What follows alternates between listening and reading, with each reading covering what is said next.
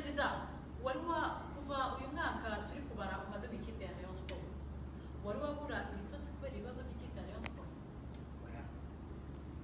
Okay, Perezida ubwo tujya n'ikindi tunageneye ku byo abafana bamaze kuvuga bimaze iminsi bivugwa wari watekereza kwegura muri Rayon Sport? Oya, Imyaka ine yose Perezida arahari.